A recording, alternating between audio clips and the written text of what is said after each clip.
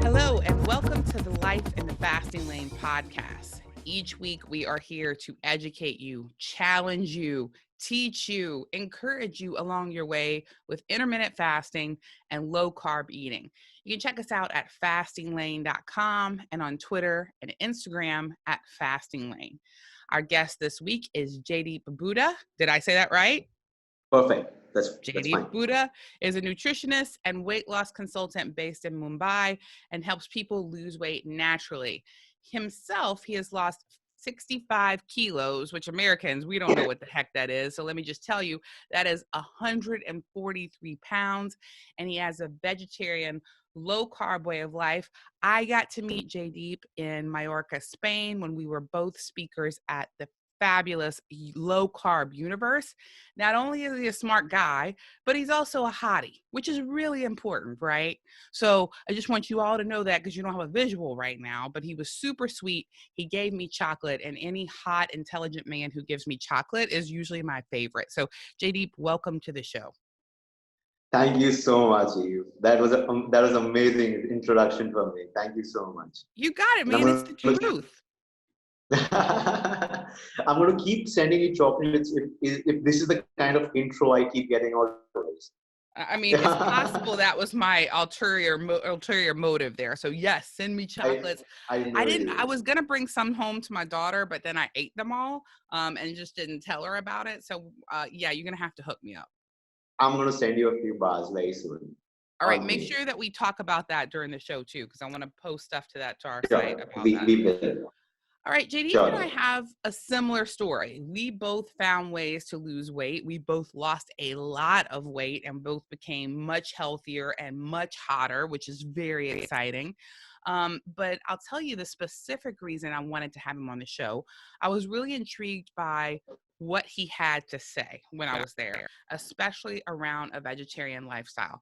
As most of you who are familiar with me know, I eat mostly animal products. I eat some vegetables, but mostly animal products. And for me, that is the best way to live.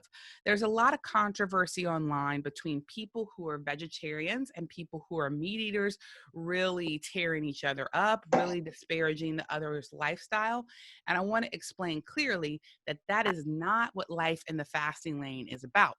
Fastinglane.com is about providing information so you as a human being can decide what is right for you. The thing that I failed in my whole life was going to doctors and thinking that they knew what I needed to do for my weight, and later realizing that most doctors had very little education in nutrition and were just doing the best that they can. So I have a lot of respect for anyone who loses weight and gets healthier, regardless of the way that they are doing it. They have to make the decision for themselves. And there have been a lot of people who have reached out to us to understand, because of religious reasons, because of ways that they feel about the world, that they believe vegetarian is the right way of life. And it's truly not something I'm very educated on, but I believe that it is the right thing for some people. So Jaydeep is our expert, and people have asked that we have someone on the show, and he is my favorite person to talk about this topic. So I'm just going to tell you guys right now, when we post this show, if you come at us with pro meat eating or pro vegetarian and you disparage other people, we're going to delete your stuff, because this site is about acceptance and kindness and helping people find their way. So let me just get that out of the way right now. All right, Jaydeep, with all that, I want you to tell us first your personal story. How did you end up with a bunch of extra weight? And what was the moment that you were like, oh man, I have got to change this? Yeah. So actually, my story is very similar to anybody who's been fat. It doesn't matter whether it's in India or back in the US. I would blame mostly if a person's gaining weight or any issues to do with metabolic syndromes. It could be PCOS for a woman, or could be fatty liver, or could be diabetes. I believe the problem is lack of education. It's this education bit which people don't understand, or they don't try to educate themselves into correctly, and therefore they are not in the position to correct or solve this problem. And that's the spot, the direct spot was that was where I was, and I tried everything in the name of fat loss, and I was definitely going through a few issues myself because of weight. I was a pre-diabetic. My A1Cs were close to 6.2. My fasting insulin levels were close to 30. I'm talking to you, this was around 3 years back. And then I realized that, having tried everything and having tried to stick to the conventional American pyramid and trying to cut off fats and calories wasn't really working. And even if it was, I usually ended up feeling starved. I usually ended up being extremely weak. And even the weight that I lost was hardly, a lot of weight is just probably 2 pounds or 4 pounds a month, and which was really not working. So that's when I realized that something needs to change, and something needs to, I need to know more about the area of healthcare and nutrition. And that's when I, ended up, meeting and ended up mentoring, under Eric Westman. That's somebody whom I still, I take him as my godfather. And that's when I realized that the problem is education. The problem is starch and sugars and not nothing else. And having said that, I come from a family of a vegetarian, following family. So I think around 40% of Indians we find here are vegetarians for religious reasons. So these guys are the population that are not going to consume meats, even if they have to, for health reasons. So I fall in the category of being a vegetarian, and I have never consumed meats, and therefore, the only options left for me, were very few, especially when it comes to following a low carbohydrate lifestyle. So I've realized one thing, that what I figured was it was not the calories, but it was the starch and the sugar consumption, which was a problem, especially when a person is only relying on a starch loaded diet. And that's what the problem is. Like how you guys have the American food pyramid, our guidelines are extremely similar to what you guys have back there. And so I started eliminating starch food products, and mainly all kinds of direct and indirect forms of sugars.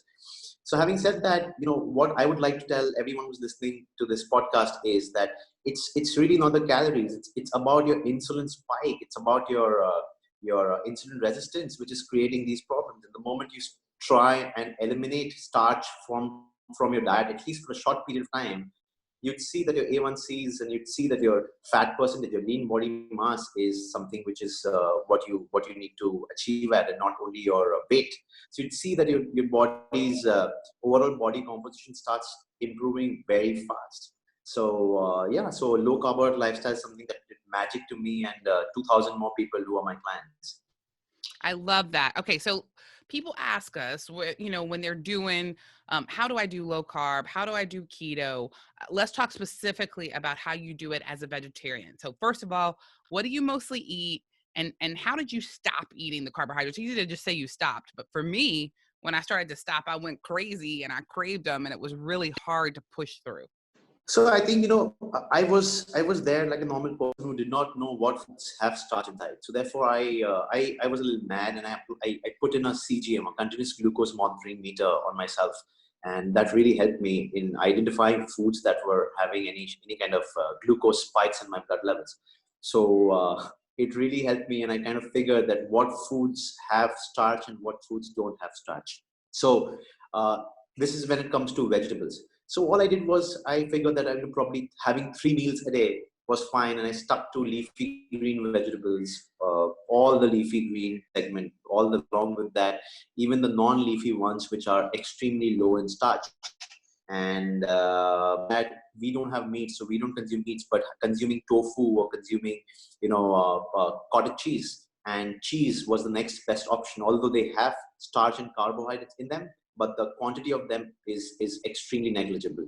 So considering the fact that I was increasing my protein and my fat intake, by default, my hunger was also going down, and I was making conscious efforts of not consuming anywhere, about 20 grams of net carbohydrates a day. So that kind of beautifully works, and really beautifully worked for me. So my typical meal throughout the day was lunch and dinner would be same, something like a stir fry, vegetables and cottage cheese or eggs. I lately converted myself into an eggetarian, so I even consume eggs. But eggs and cottage cheese with vegetables was mainly my whole day's meals. And beyond that, probably olives or avocado or a few nuts, especially almonds or pecans or walnuts was something which I totally believe that would really help anyone in correcting their issues, your metabolic issues. Don't you So, think and it's I'm going to tell weird, you about, JD? Like, yeah. I remember when I was eating and I was fat, I was hungry every moment of every day. And I didn't realize until I overcame the sugar addiction and the carbohydrate addiction that those were the things causing me to feel hungry. And now, with the way I eat, which is a low carb, ketogenic diet, ketogenic way of eating, I am hungry 3 or 4 times a day. And I like feeling full and I like eating a lot of food. I especially like being hot and looking healthy and eating a lot of food in front of people and they're jealous. Like that's the best. So this is a very interesting topic that you actually spoke about. This has more to do with your leptin and ghrelin. Now, these two hormones, as you know, are the ones responsible for your hunger. And the reason that you feel hungry always is because your hunger hormones are misbehaving. And what you felt is exactly what I felt. I felt that the hunger of eating every 1 hour, every 2 hours, it kind of goes away the moment you are in a state of ketosis. And I realized one thing, that in spite of not eating or eating only when you're hungry is the correct way of consuming food. And that's how we as Homo sapiens are meant to do, or have done for a very long period of us being on this planet. So yes, I figured that the moment I removed starch from my diet, probably leaving aside the first few days, the hunger regulation is excellent. So you don't feel hungry, and that's something which is a big problem for everyone who's fat and they're constantly feeling hungry, is because probably their body is overproducing ghrelin, and that's the signaling hormone that is responsible for you to always feel hungry. So But that kind of JD, really worked for me in my favor. I, And I'm yeah. amazed that that happened for you in a few days. It took me 6 weeks to push through doing low carb and keto to feel not hungry. I think it's amazing. It only took you a few days, and I'm very jealous of you. But don't you agree? Like, when I was fat and when I was hungry, I would look at people who weren't fat, and I just didn't understand how they battled that hunger. And I didn't understand about leptin and ghrelin, and I didn't understand how they fought through, because every day my thoughts were consumed by food, and I felt so hopeless.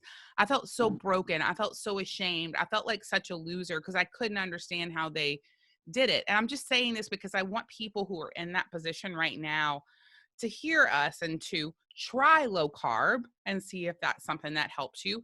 And you might be cool like JD, but in a few days you feel not hungry. Or you might be like me and a slow starter and it might take 5, 6 weeks, but give it a shot, because feeling full and being able to eat enough food to feel full and only get a hungry a few times a day, it's possible your body is capable of that. And I know right now you're sitting here listening to this and you don't believe me, but give it a shot, give it a try, and only you can see if it feels different in your body. So, JD, one of the hardest things here in the US, doing a ketogenic diet, is you go with friends and family, you go out to eat pizza, there's bread, there's mozzarella sticks. Like, it's difficult. This is a world of snacking. This is a world of things at the office. This is a world of birthday parties every week. Do you experience a social or cultural shift when you started like low carb? Did people think you were a weirdo like they do here? So I think my mom felt that I was going mad, and so did my friends around me. They felt that I was not behaving normal and I needed help. And they felt they felt that whatever I was doing was so wrong. And probably after I lost my first 100 pounds, my parents kind of believed me that, okay, this man's not mad, and whatever he's doing is working in his favor. But you're right. You know what? We are social animals, and we will have there will be days that you will have to attend parties and go out for dinners. And that's when your knowledge about what to order, while your family can eat what they want to eat and what you should be ordering, how can you modify your meals, is something which will require some education. And if you are well educated and if you know what foods have what ingredients inside, you can very nicely modify things and order meal for yourself. And moreover, I never had cravings of eating different kind of foods what my family chose to eat. And the only reason being that the kind of success I saw and the kind of results that I got, I think that itself was a drug, for me to continue doing what I was doing. And the food that you are eating, your breads and pastas or ice creams and chocolates, they may just last for a minute, and post that you end up feeling horrible. You feel that you have actually done something wrong, and you had a goal and you've not been following that. And so I think I was way too motivated back then, and even now, that these small food groups, they don't kind of discourage me from following what I'm doing, is because having lost so much of weight and having faced pre-diabetic issues once upon a time, is totally not worth it. Your candies are really something which is not worth it. And so ordering the correct meals where you're going out is something which I totally, would say it's totally worth it. And everyone should try it out. And it's not that you cannot go out and eat. You probably, back in the US, if you're going out, you can probably order for, your steak. You get lovely steaks there. You can order for grilled stir fry vegetables. You can order for any kind of meat dishes, and just make sure that you're not throwing in some honey or sauces over it, which probably are sweet. So I think only the first part of my the first few months of me going on a ketogenic lifestyle was difficult, is because I was genuinely keeping a very restricted carbohydrate based diet. But gradually, as and when I started losing weight, I started even allowing myself to have a little leeway of 10 grams of net carbohydrates, probably 20 some days, of being higher, and that kind of worked for me. Were you Yeah, there? same thing. I just went on vacation for 4 days, and I will admit I ate everything. And I Yeah. came back and I was like, oh my gosh, I'm going to have gained 10 pounds. And I gained 2 pounds, like, which was really reasonable for all the things that I ate.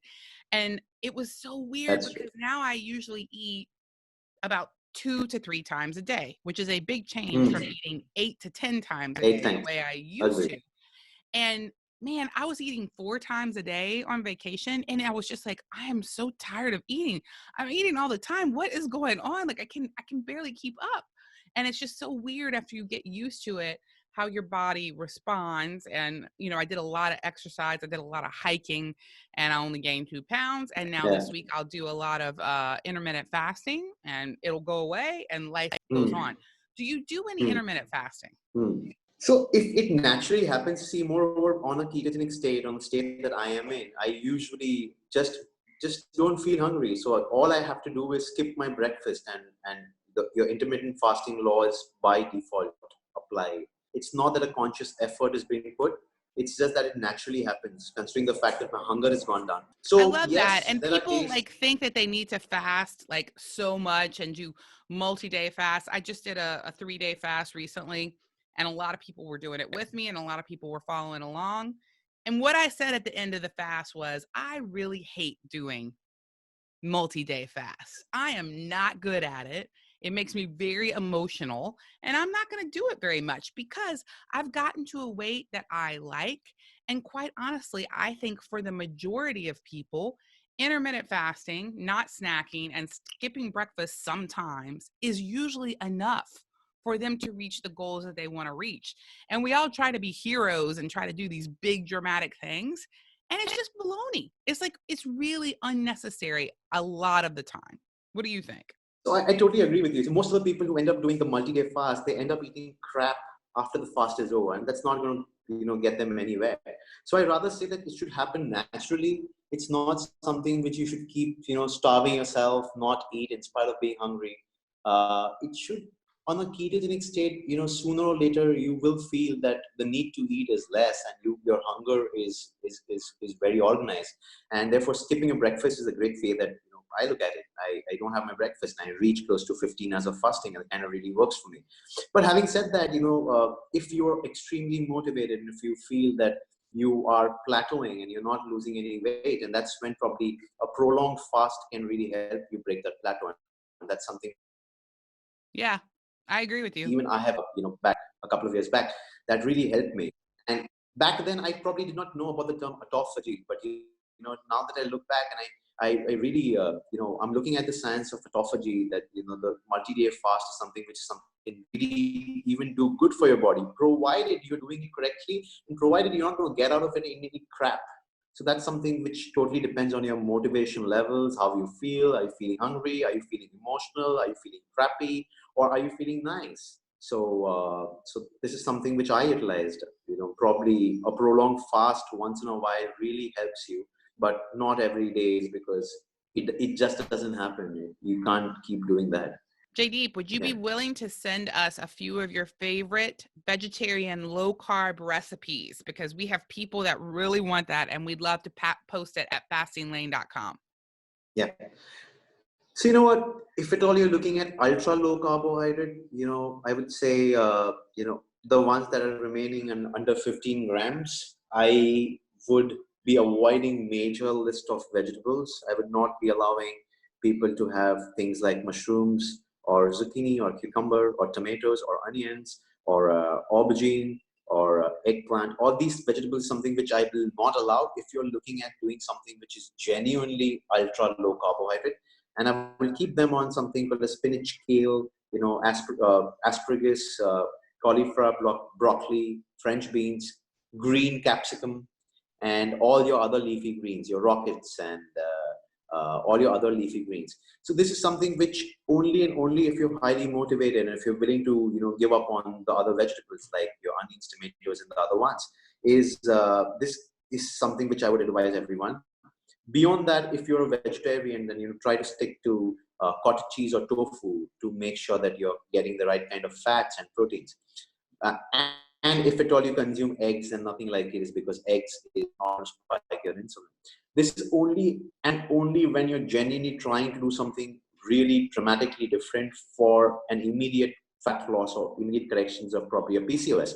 Now, if you want to make things more sustainable, then you can probably start adding the other vegetables like the aubergine, your okra, your slightly more starchier vegetables, your mushrooms, your zucchini, your cucumber, your the other vegetables which probably have some starch inside, even onion and tomatoes. But you should oscillate between these two, making it difficult and then making it easy again.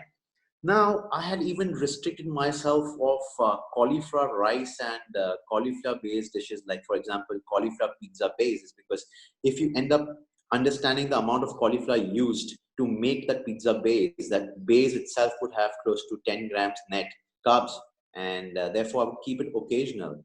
Uh, and beyond that, I would stay away from Greek yogurt, I would stay away from berries, I'd stay away from the low GI fruits like apple, orange, guava, peach, and pear. I would even now this is something which I'm saying which is probably not realistic, but for a short period of time, for a short span of time, if you are doing this, then probably you can see magic. You can see your results really very nice and very ongoing. But if you want to relax your diet slightly now and then consuming a few berries here and there, consuming some dark chocolate here and there, or some Greek yogurt, or probably even some pulses, like a few small consumptions of pulses kind of worked in my favor. Not that I suggest the consumption of pulses to everyone, but surely did work in my favor. So if you ask me what my regular meal is, my regular meal would be eggs in the morning, if I'm not fasting, if I'm not intermittent fasting. And in lunch and in dinner, I would have stick to cottage cheese or paneer with stir fry vegetables. And for evening snack, probably I'd stick to some chips made of some vegetables. For example, kale chips or okra chips is something which I love. And beyond that, if I'm hungry, I would probably eat a few olives or some avocado. And if I want to indulge in nuts, then I would make sure that's only happening a few times a week, and that would only be almonds. And I would make sure that I don't cross 2 grams of net carbohydrates coming from almond. That's close to 20 almonds a day. So that's what really worked for me, and that's what I would suggest, that rather than going out and eating everything sold in the name of keto, all your chocolates and all your cookies and all your ice creams, you should try and do a stricter version initially to feel fitter and to get better results initially.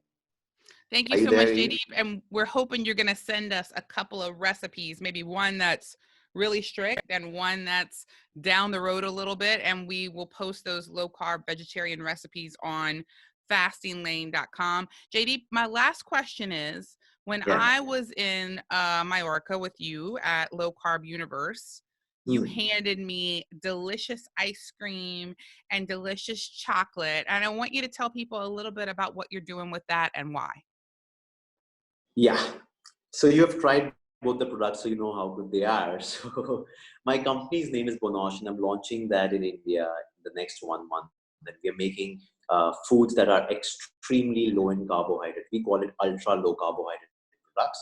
And these could be your regular foods, for example, your ice creams, your chocolates, your cookies, your sauces. Everything will be under the umbrella of ultra low carbohydrate. So for now, I'm launching ice cream and chocolates, and the ice cream that I'm launching is almost zero net carbohydrate. So the net carbohydrate per serving size of ice cream is close to zero point 0.3 grams. It's almost zero. So we have actually even taken trials on diabetics, and we've even used your CGM meters to see whether it's having any sugar spike or not. And the sugar spike or insulin spike is almost zero. So that's something for people who actually feel that they're craving or missing a lot of regular desserts on a state that you're trying to lose weight or trying to follow a low carb lifestyle. These products probably can be really handy for them. That's something which they can enjoy and not still be on a low carb state, and not stop their goals towards fat loss. So I have chocolates, both milk and black, and I have ice creams, close to 18 flavors of ice creams, and I plan to launch 6. So that includes vanilla, chocolate ice cream, blueberry cheesecake, all of them. And the things that I've used in these ice creams are absolutely natural, and at the same time, some of these flavors may have some higher net carbohydrate. For example, my strawberry cheesecake would have net carbohydrate of 1 gram, but that's still very low if you compare it with other manufacturers. Well, So I'm really bratty about these low carb snacks that I have, and I don't like a lot of them. My standard go to is I like Chalk Zero and I like and Lily's chocolate. lilies, yeah, And I get those it. are the ones that I like. So far my daughter prefers Chalk Zero, but I really liked Bonosh. That's Bonosh, and that is coming to India in a month, and you guys need to check that out. But JD, thank you so much for sharing your story and your information. We really loved having you on the show. Absolutely. Thank you so much, Eve. Whatever information I could provide you, I hope it helps a lot of people. Thank you. Absolutely. Yeah. Thank you guys so much for being here on the Life and the Fasting Lane podcast. Please, please check out our book, my book, Life and the Fasting Lane, with Dr. Jason Fung and Megan Ramos. And you can check it out and buy it on pre-order at fastinglane.com. It's available all over the world. Until next time, to your health and hotness.